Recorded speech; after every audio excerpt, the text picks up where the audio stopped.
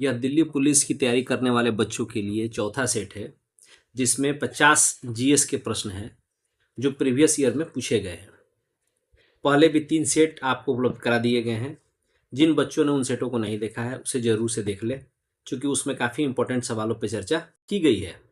आज के हमारे सेट में पहला जो सवाल है कि रूबी का लाल रंग निम्नलिखित में से किसके कारण होता है। ये जो रूबी है ये एल्यूमिनियम ऑक्साइड है, Al2O3। तो इसमें जो लाल रंग होता है वो क्रोमियम की उपस्थिति के कारण होता है, यानी क्रोमियम ऑक्साइड। आंसर क्या होगा? 3। हमारा अगला सवाल है कि निम्नलिखित में से भारतीय मिसाइल टेक्नोलॉजी का पिता किसे कहा जाता है। तो देखिए, भारतीय मिसाइल टेक्नोलॉजी का पिता ये कहा जाता है डॉक्टर APJ अब्दुल कलाम को। हमारा अगला सवाल है कि भारत और श्रीलंका को कौन अलग करता है। तो देखिए, भारत और श्रीलंका को जब आप भारत का मैप देखिएगा तो यहाँ पे श्रीलंका है, तो यहाँ पे एक है पाक स्टेट, यानी भारत और श्रीलंका कौन अलग कर रहा है? पाक स्टेट। अच्छा, इधर में मन्नार की खाड़ी, ये भी ध्यान में रखिएगा, मन्नार की खाड़ी, ये भी सवाल पूछा हुआ है।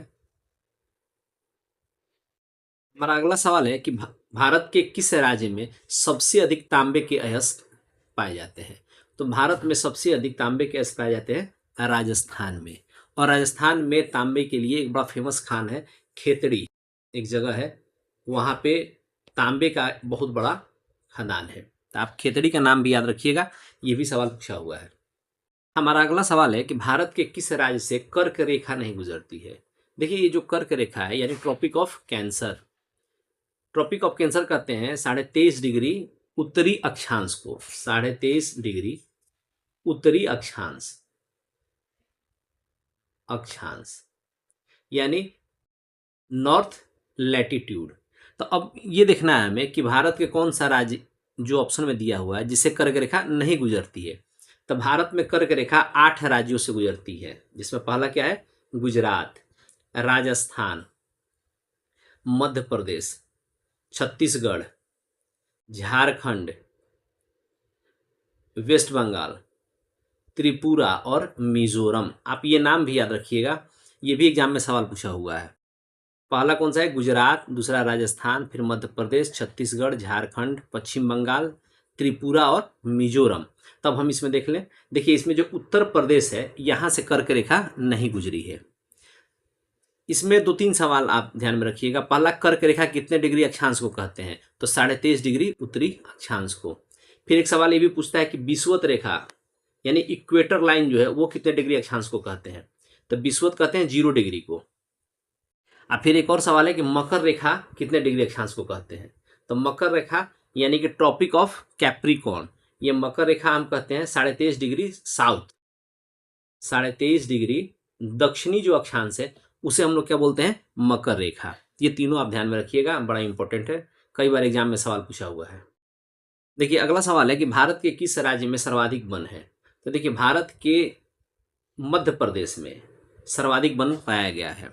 अच्छा, अगर परसेंटेज में अगर आपसे पूछ दे कि किस राज्य में सर्वाधिक वन प्रतिशत है, तो उसमें आंसर मारिएगा मिजोरम को।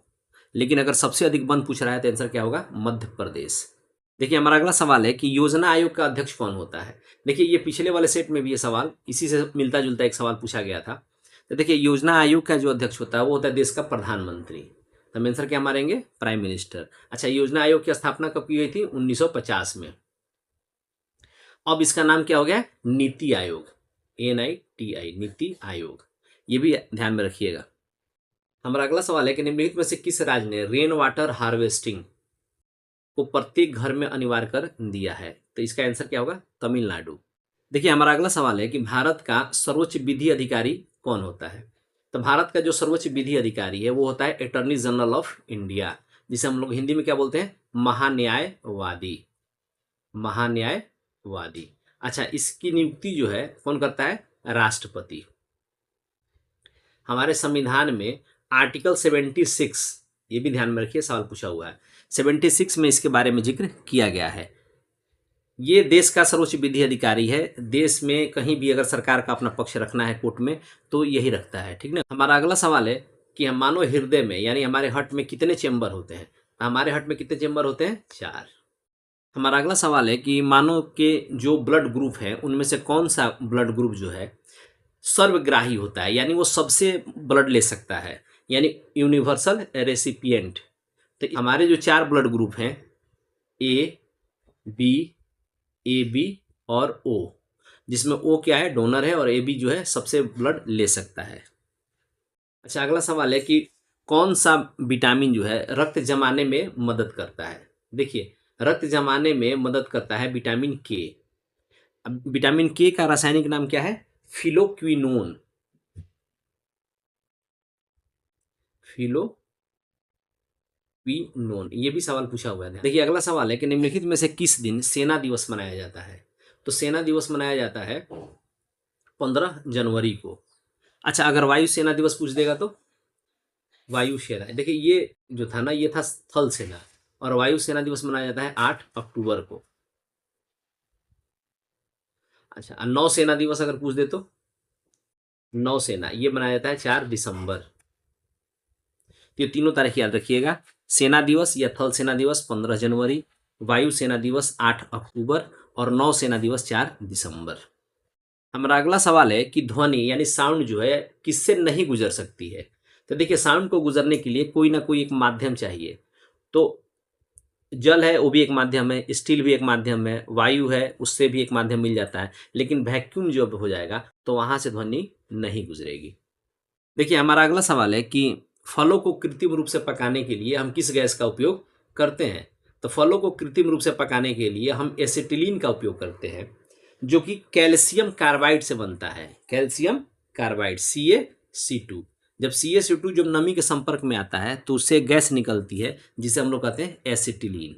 देखिए, हमारा अगला सवाल है कि संसदीय चुनाव में उम्मीदवार की आयु कम से कम कितनी होनी चाहिए। यानी अगर आप लोकसभा का चुनाव लड़ रहे हैं तो आपकी उम्र कितनी होनी चाहिए। तो लोकसभा के लिए जो मिनिमम एज है वो क्या है, 25 ईयर्स। और विधानसभा यानी अगर आपको MLA बनना है फिर भी आपकी उम्र कितनी होनी चाहिए, कम से कम 25 ईयर। ये दोनों आप याद रखिएगा। अच्छा, और पंचायती राज में अगर आप खड़ा होना चाहते हैं, यानी गांव के प्रधान, मुखिया या शहरों में वार्ड पार्षद, तो इसके लिए आपकी उम्र होनी चाहिए 21 वर्ष। ये तीनों आप ध्यान में रखिएगा, सवाल पूछा हुआ है। हमारा अगला सवाल है कि 1857 की क्रांति यानी 1857 में जो क्रांति हुई थी, सिपाही विद्रोह जिसे हम लोग कहते हैं, उस समय देश का गवर्नर जनरल कौन था। तो देखिए, 1857 की क्रांति के समय हमारा गवर्नर जनरल थे लॉर्ड कैनिंग। देखिए, अगला सवाल है कि ये बुद्ध यानी भगवान बुद्ध जो है वो किस वंश से संबंधित है। तो भगवान बुद्ध के पिता जो है वो थे शुद्धोधन। अच्छा, ये शुद्धोधन जो थे ये थे शाक्य गण के मुखिया यानी प्रधान। यानी अगर आपसे सवाल पूछे कि बुद्ध किस वंश से हैं तो आंसर क्या होगा, शाक्य। हमारा अगला सवाल है कि किला राय पिथौरा, दिल्ली में स्थित है किला राय पिथौरा, इसका निर्माण किसने किया था। तो किला राय पिथौरा का निर्माण किए थे पृथ्वीराज चौहान।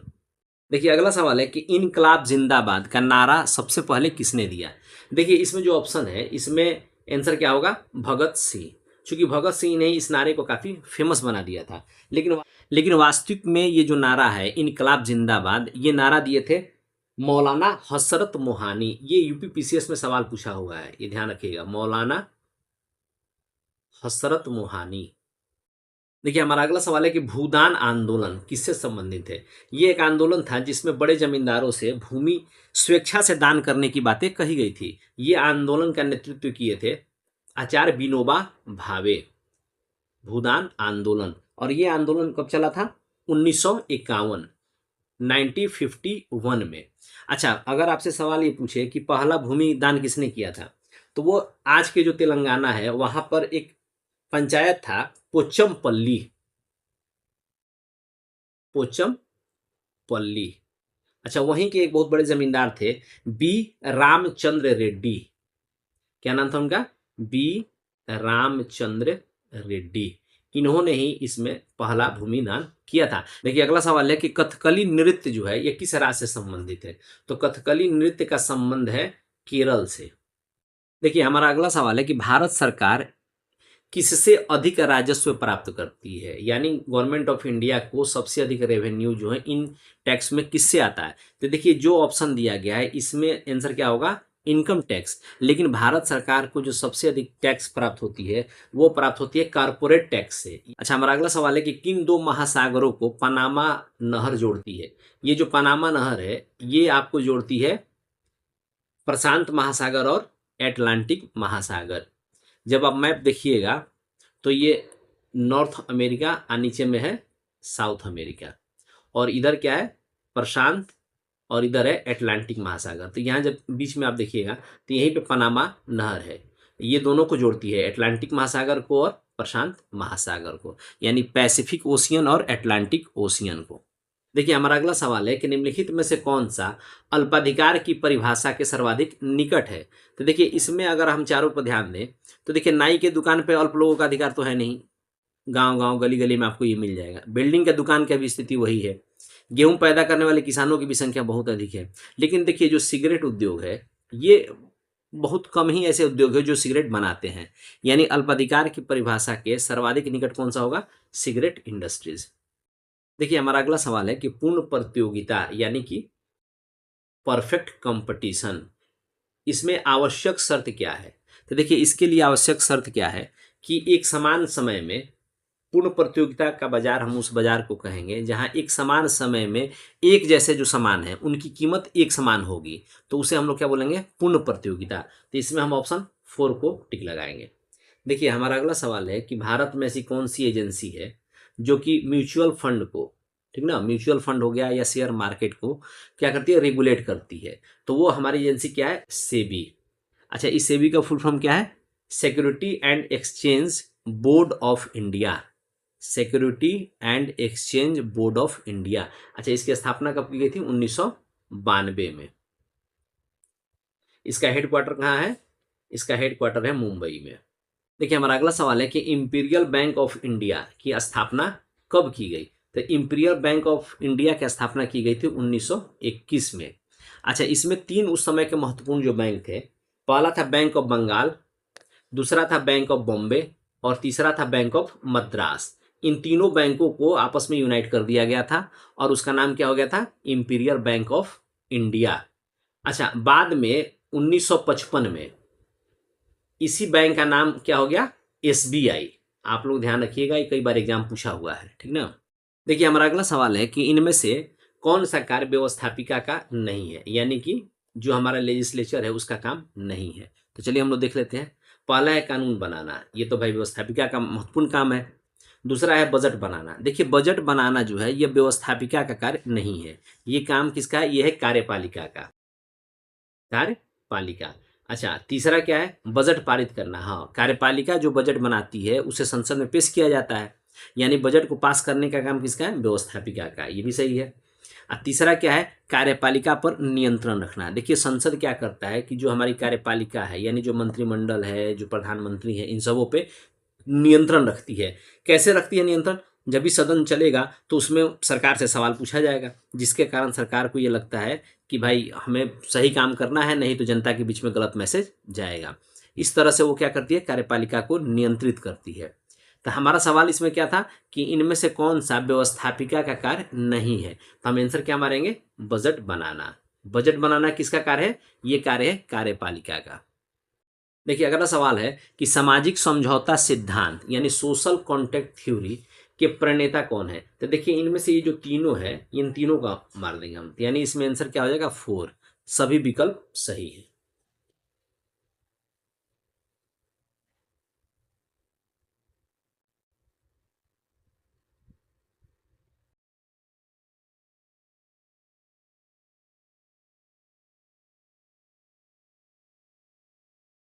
देखिए अगला सवाल है कि किस संवैधानिक संशोधन के द्वारा यानी कॉन्स्टिट्यूशनल अमेंडमेंट के द्वारा दिल्ली को विधानसभा दी गई, ठीक ना।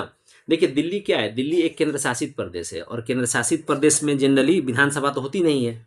लेकिन अभी की डेट में अगर हमसे पूछा जाए कि भारत में ऐसे कितने केंद्र शासित प्रदेश हैं जहां पर विधानसभा है यानी लेजिस्लेटिव असेंबली है, तो एक तो देखिए दिल्ली है, दूसरा क्या है पुडुचेरी, और तीसरा अभी के डेट में नया नया कौन सा है, जम्मू कश्मीर। यानी ये जो 3 है यहाँ पर अपनी विधानसभाएं हैं। तो अब सवाल ये पूछ रहा है कि दिल्ली की विधानसभा कब बनाई गई। तो दिल्ली में जो विधानसभा बनाई गई थी, ये बनाई गई थी 69 अमेंडमेंट, यानी 69वां संविधान संशोधन 1991। ये ध्यान।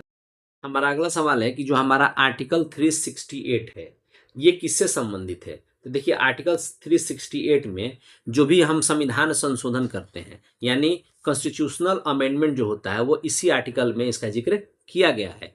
अच्छा, ये किस पार्ट में है। तो ये पार्ट 20 है, ये भी ध्यान में रखिएगा, सवाल पूछा हुआ था। पार्ट 20 और आर्टिकल 368। देखिए हमारा अगला सवाल है कि इनमें से कौन सा हड़प्पा स्थल जो है हरियाणा में स्थित है। देखिए ये जो स्थल दिए गए हैं, एक है धौलावीरा। तो धौलावीरा कहाँ है, ये है गुजरात में। राखीगढ़ ये हरियाणा में। तीसरा है कालीबंगा, तो ये कहाँ है, ये है राजस्थान में। और चौथा है आलमगीरपुर, ये कहाँ है, उत्तर प्रदेश में। तो हमारा क्वेश्चन क्या कर रहा था, हरियाणा में। तो आंसर क्या मारेंगे, राखीगढ़ ही। अगला सवाल है कि दिल्ली के हौज खास में चोर मीनार किसके द्वारा बनवाया गया था। तो देखिए ये जो चोर मीनार है, ये बनवाया गया था अलाउद्दीन खिलजी के द्वारा। अच्छा, एक चार मीनार है, वो है हैदराबाद में, ध्यान रखिए। देखिए हमारा अगला सवाल है कि सर्वप्रथम किस भारतीय राष्ट्रीय आंदोलन में वंदे मातरम लोगों का लोकप्रिय गीत बन गया। तो देखिए वंदे मातरम लोगों का लोकप्रिय गीत बना था स्वदेशी आंदोलन के समय। अच्छा, ये स्वदेशी आंदोलन कब शुरू किया गया था, 1905 में, जब अंग्रेजों ने बंगाल का विभाजन किया 1905 में, उस समय ही ये आंदोलन स्टार्ट किया गया था। अच्छा, अगला सवाल है कि निम्नलिखित में से कौन सा एक स्थान दिल्ली सल्तनत की अल्पकालीन राजधानी थी। देखिए जो दिल्ली ही सल्तनत है, इसकी स्थापना कब की थी, 1206 में। अच्छा, कौन किया था, कुतुबुद्दीन ऐबक। कुतुबुद्दीन ऐबक, ये याद रखिएगा, फेमस नाम है। अच्छा, तो कह रहा है कि दिल्ली सल्तनत की अल्पकालीन राजधानी कौन सा बना था। देखिए दिल्ली सल्तनत में एक शासक बना था जिसका नाम था मोहम्मद बिन तुगलक। क्या नाम था, मोहम्मद बिन तुगलक। अच्छा, इसने जो है कुछ समय के लिए देवगिरी को दिल्ली की राजधानी बनाया था। तो आंसर क्या होगा, देवगिरी। देखिए अगला सवाल है कि 2.5 दिन का झोपड़ा किस राज्य में स्थित है। देखिए ये जो 2.5 दिन का झोपड़ा है, ये एक मस्जिद है। ये क्या है, एक मस्जिद है जो कि राजस्थान के अजमेर में स्थित है। राजस्थान में कहाँ है, अजमेर। अच्छा, चूंकि ये 2.5 दिन में ही बनाया गया था, इसलिए इसको कहा गया 2.5 दिन का झोपड़ा। अच्छा, इसका निर्माण किसने किया था, कुतुबुद्दीन ऐबक ने। कुतुबुद्दीन ऐबक। देखिए अगला सवाल है कि योसंग त्योहार, ये जो त्योहार है ये किस राज्य में मनाया जाता है। तो ये मनाया जाता है मणिपुर में। ये वहां पर एक तरह से हम लोग होली मनाते हैं, ये उसी तरह का एक त्योहार है। देखिए अगला सवाल है कि कश्मीर का पूर्वी सीमा क्या है। देखिए जब हम मैप देखेंगे इंडिया का, तो ये है ऊपर वाला कश्मीर का हिस्सा, जिसमें हम लोग क्या देखते हैं कि इसका पूरब इधर हो जाएगा। तो इधर में इन चारों में से क्या है, लद्दाख का क्षेत्र, ठीक ना। तो कश्मीर का पूर्वी सीमा क्या है, लद्दाख। अगला सवाल है कि जलपाईगुड़ी किस नदी के किनारे पर स्थित है। देखिए ये जो जलपाईगुड़ी है, ये है पश्चिम बंगाल में, वेस्ट बंगाल में। अच्छा, ये किस नदी के तट पे, ये है तीस्ता। अगला सवाल है कि कौन सी भौतिक लक्षण सिंधु और गंगा नदी घाटियों की जल विभाजक की भांति कार्य करता है। देखिए सिंधु घाटी और गंगा नदी घाटी जो है, इनके जल विभाजक का कार्य कौन सा कर रहा है, अरावली रेंज। अगला सवाल है कि भारत का एकमात्र सक्रिय ज्वालामुखी। देखिए भारत में एकमात्र सक्रिय ज्वालामुखी है जिसे हम लोग बोलते हैं बैरन आइलैंड। ये जो है ये कहाँ स्थित है, ये जो बैरन आइलैंड है, ये है अंडमान निकोबार द्वीप समूह में। लेकिन चूंकि यहाँ पे क्या किया है कि अंडमान को अलग लिख दिया है और निकोबार को अलग, तो हम आंसर क्या मारेंगे, अंडमान।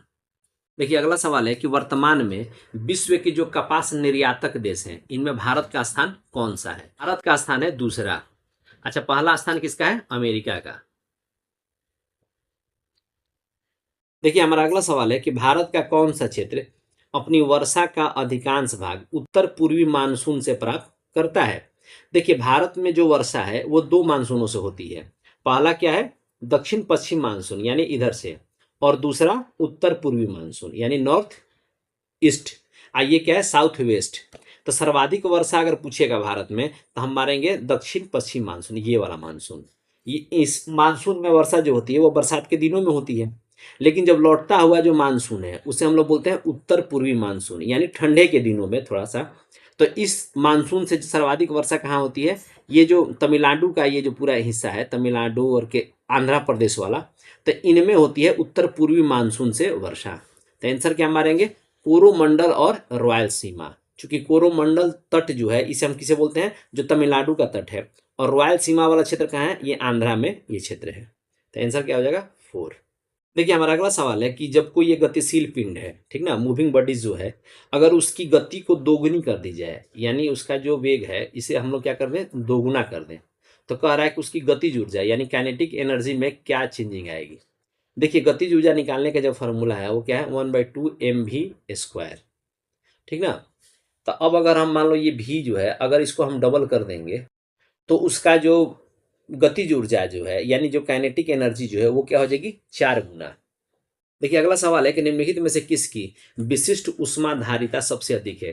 तो देखिए विशिष्ट ऊष्मा, ऊष्मा है ये, देखिए ऊष्माधारिता इन चारों में सबसे अधिक इसकी है जल की। देखिए अगला सवाल है कि मनुष्य का जो नाखून है वो किससे बना होता है। तो हमारा ये जो नाखून है ये बना होता है कैरेटीन। कैरेटीन क्या है, ये एक प्रोटीन है, ये ध्यान रखिएगा। अच्छा, इसी से बाल का भी निर्माण होता है।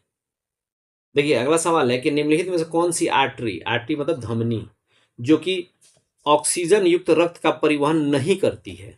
तो इसमें आंसर क्या हो जाएगा, पाल्मोनरी आर्टरी। देखिए अगला सवाल है कि हरे पालक में यानी ग्रीन स्पिंच में इनमें से कौन सी अत्यधिक मात्रा में पाई जाती है। तो देखिए जो पालक है उसमें विटामिन ए भी मिल जाएगा, बी भी और सी भी, यानी कि हमारा आंसर क्या हो जाएगा, सभी विकल्प सही है, यानी चौथा। इस प्रकार से हम लोग का ये सेट जो है वो तैयार हुआ, जिसमें 50 सवालों पे हम लोगों ने चर्चा की।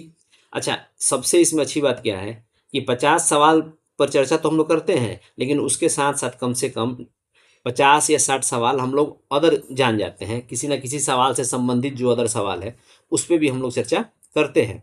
तो इस प्रकार आप मान के चलिए कि आपका 100-150 सवाल पूरा हो जाता है। आप क्या कीजिएगा कि इन्हें अपने कॉपी में तो नोट कर ही लीजिएगा, साथ ही साथ जो अदर सवाल भी आपको बताया जा रहा है उनको भी अपने कॉपी में नोट करते जाइएगा, क्योंकि उन्हीं सवालों को हम बताते हैं जो किसी न किसी एग्जाम में पूछा हुआ है। तो इस प्रकार से आप लोग अपनी तैयारी को जारी रखिए, निरंतर पढ़ते रहिए। अभी भी 2-3 महीने का समय है, काफ़ी अच्छा समय है और तैयारी आसानी से हो जाएगी। अच्छा, अगर आपको ये वीडियो अच्छा लगता हो तो आप अपने दोस्तों में भी इसे शेयर कीजिएगा, और जिस टॉपिक पे आपको नया वीडियो चाहिए या अगर कोई सवाल आपको लग रहा है कि हम समझ नहीं पाए हैं तो आप कमेंट सेक्शन में जाकर कमेंट कर सकते हैं, हम उसका जवाब देने का प्रयास करेंगे। चलिए, थैंक यू।